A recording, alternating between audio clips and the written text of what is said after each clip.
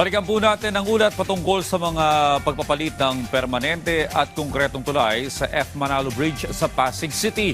Sa ulat ni Bernard Ferrer.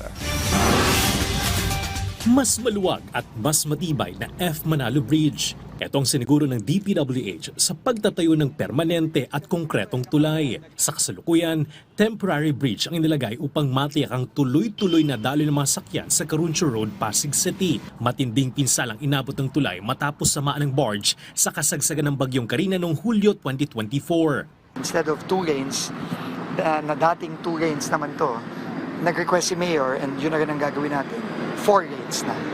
So, para lumuwag.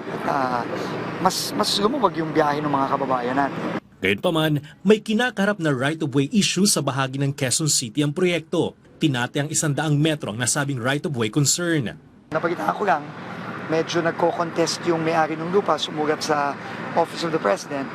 But knowing PBBM, kung ano ang makakabuti sa tao, yun ang masusunod. So, and clearly ito makakabuti sa tao yan. So, kakausapin na lang natin yung may-ari ng lupa para makuha natin yung right of way. Inaasa nga abot ng 700 milyong pisong halaga ng proyekto na planong kunin sa 2026 budget ng DPWH. Tatagal ang konstruksyon ng higit 1 taon.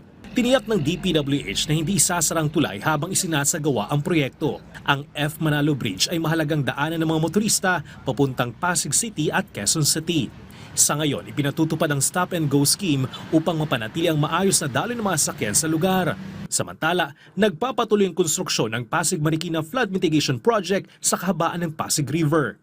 Bernard Ferrer para sa Pambansang TV sa Bagong Pilipinas.